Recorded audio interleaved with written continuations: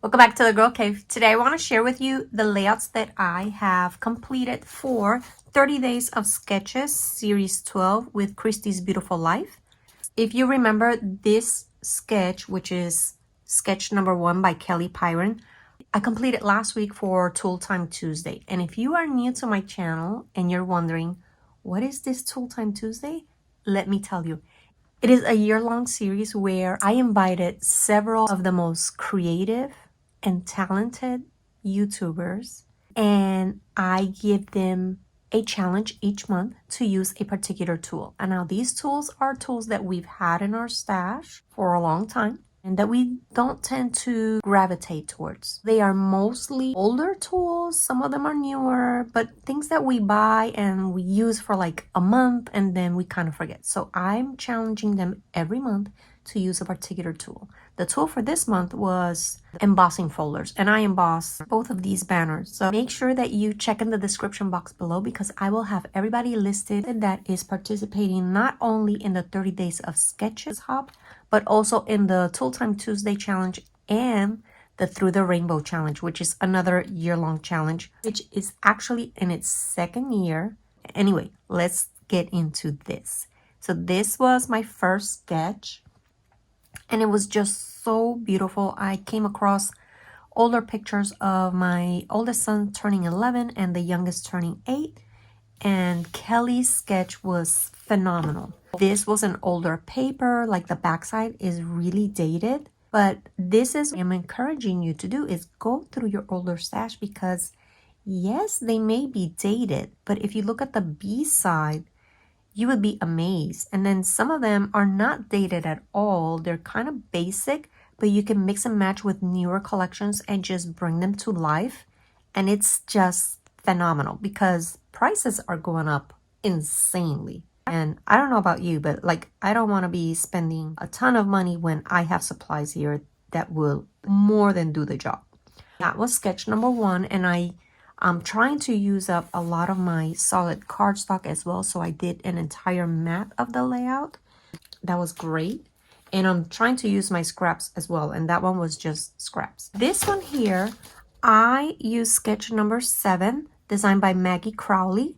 So I took this paper from the Covidiot collection by Photoplay, and I cut it in half because the other side was a beautiful green polka dots, and I wanted to use only half of it because I love the green polka dot paper as well. So what I did was I fussy cut all the little sayings, and then I got to use my washi tape, which I love this washi tape, but it's very theme specific. So whenever I have an opportunity to use it, I'm like all over it. And this was perfect. And because it's 6 feet apart, I made sure that I put the measurement all the way up to 6. And then this, speaking of old supplies, I had these gemstones from Hobby Lobby that I purchased for 99 cents. I can't tell you how long I've had these. I mean, it's from 2011. So there you go. And, you know, I was feeling like I was going to be using the whole thing, but alas, it did not work. But still, almost half of it used, so I was very excited about that. And again, I used some of my solid cardstock to mat the entire layout. And then for this one, I used sketch number 5, which is by Jennifer Gagne, I'm gonna say. I'm sorry if I wrecked your last name. But Jennifer, I love your sketch. I love the grid, and I love the mixed media on the back. I did not do mixed media, but what I wanted to kind of create was the look of a bulletin board. What I did was I used the craft, and then I used some of my scraps, which I had of this graph paper, and this is all I have left of it. I still might use it, you never know. And I just placed it on the back, and then I started putting things and layering things over each other, kind of like when you have a bulletin board. This is possibly the worst picture of me that's out there on the internet. My middle son took a picture of me while I was teleworking. This was at the very, very beginning of COVID. This was March, and I'm a teacher, and we had just gone for spring break, And little did we know that we would not come back from spring break. So the school district was not prepared for this. Our school was not prepared for this. Teachers were not prepared for this. Our students were not prepared for this. So we had lines where students would come and pick up a laptop so that we could try and teach using an online platform, which we didn't have. So we were trying to use Zoom. And by that, I mean using the free version of it, because God forbid our school districts pay for anything. So it was awful. It was crashing. It was impossible to use. So they decided that we were only going to give one assignment per week, which you would think, okay, fine. But then we as teachers had to be in front of our computer from 8 in the morning till 7 at night. And I still, to this day, do not understand that. Because they wanted us to be in front of the computer in case somebody needed something from us. Like if a parent wanted to send us a message, or a student needed to reach out to us, or administration. I was like, email still worked. I don't see why I have to sit in front of the computer. But anyway, if you can see, I'm asleep. I'm in my pajamas. That was my uniform for the entire year of COVID. And then my son says, look how happy this boomer is teleworking. My eyes are closed. I'm asleep. And here's my computer. And I'm actually watching Janet from Love RTS. That was my day. That was my day. And I have all those tabs open on my computer so that I could switch from one thing to another. I'm telling you, I am so glad that that is over. So glad. For the next one, I used Day 14, which was designed by Brandy Robinson. And again, this is COVID because I went through my paper kit of the Covidiot by Photoplay, and I had the pictures that I had for COVID in that bag. And there's a little glare there. Let me see. If I lift it up like this, there's no glare. I use that double page layout, and this is what's left of that paper that I fussy cut all the phrases from, and I had just a little bit of it left, and I wanted to use it because I'm all about using my scraps and using the paper. It is not exactly the way the layout is laid out. Actually, this one uses more paper, but this is how I chose to use it, and I love this paper that they had. I created a little cluster here that says stay home, and this is one of the little words that I had fussy cut. And then I included, this is a mailing that I'm pretty sure everybody around the country got from coronavirus.gov.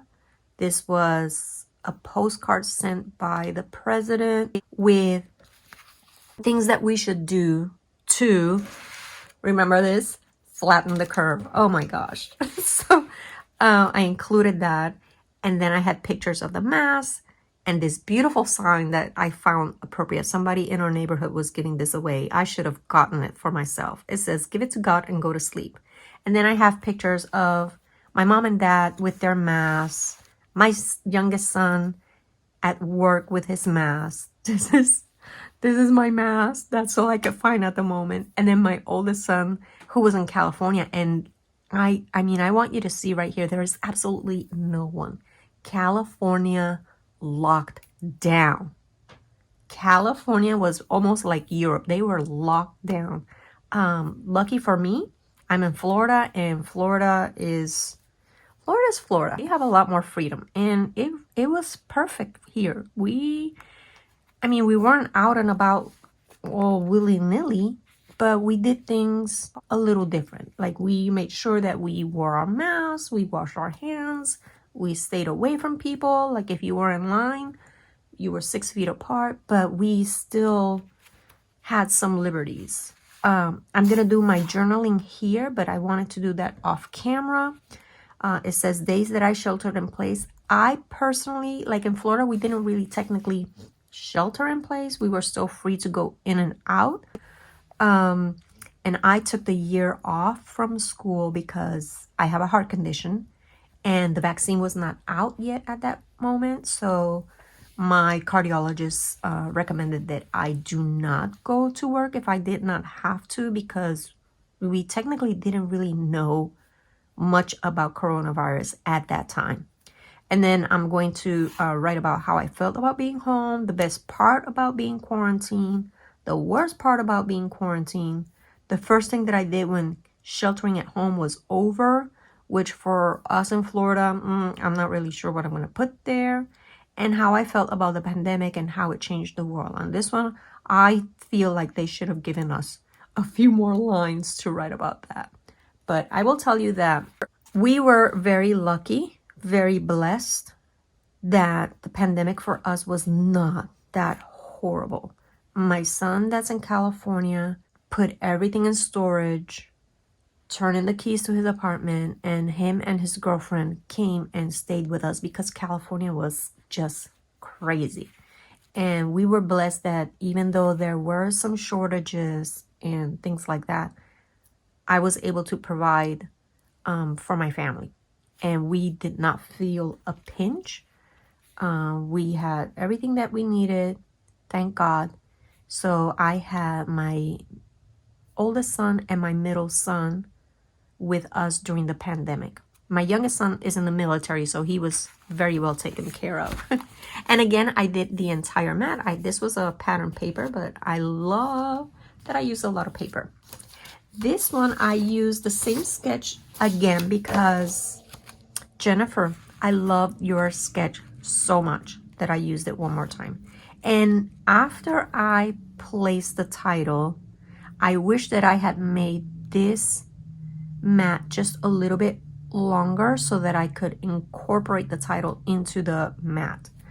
But this is very difficult to lift after it was put down because I used the liquid adhesive, so there was no way that that was coming up, or I would have ripped the paper, and I did not want to rip the paper because it's the last one that I have, because I use a lot of these cut aparts. So on my other sheet of paper, I cut it all over. So again, I use the Covidiot collection. And this one is from Simple Stories. It's one of those foam stickers that I had purchased a few years ago in one of those peachy cheap deals. So these two pictures were from the supermarket in California. My son was showing me, he's like, Mom, there's absolutely nothing. I cannot buy anything. Like, it wasn't just toilet paper. Like, there were shortages, pretty much everything. Even in Florida, we felt the pinch when it came to that, because I remember going to the supermarket to get a few things when I found out that we weren't going back to school. I told my husband, let's go to the supermarket and grab a few things because, listen, I grew up in Puerto Rico. I live in Florida. I'm always thinking about those emergencies and being prepared for emergencies. And I always have water in my house, and I always have bleach, and I always have this and that. So when I found out from the school district that we were not returning, I told my husband, let's go before all the parents find out. And even at that moment, Publix was telling us you can only buy 2 of this and 2 of that, and there was very little bread. And I think I did actually cry, because it was just such a shock, something that you don't expect to happen here in America, for somebody to tell you, I'm sorry, you can't grab more than 2 loaves of bread. And I was like, oh, I have a large family. I'm gonna need more. So it was definitely a shock. However, I feel absolutely blessed that my freezer, this is my outdoor freezer, was already stocked. I keep a stocked pantry and a stocked outdoor freezer because, again, I grew up in Puerto Rico. I live in Florida. I'm always thinking there's a storm coming. You better make sure that you've got everything that you need. The cars are always gassed up. I always have water. I always have food. I always have canned goods, because you have to be ready. I don't want to be fighting with people at the supermarket. And we have generators, so if we lose power, I'm not gonna lose all my food.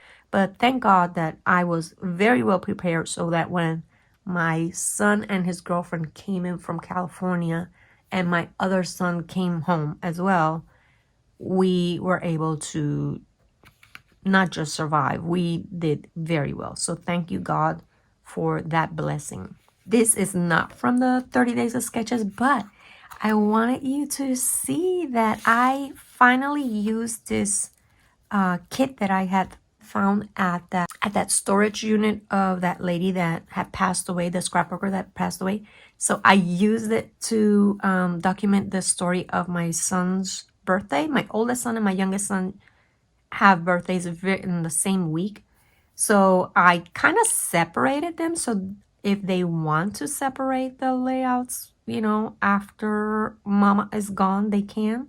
So these are more for my oldest son and these are more for my youngest son. I could just copy pretty much the same information on this side for the youngest. I will ask them if they want to do that. So I used it. Yay, that makes me excited because I am on a mission to use my things. That is my mission, not to just have them there sitting and looking beautiful, because they do look beautiful, but I actually want to use them and I want my children to enjoy them because I enjoy just looking at them. I'm sure my children would only enjoy looking through the photos and reliving the family memories. Now I have to find more pictures and continue working, and I will see you again next week. Bye.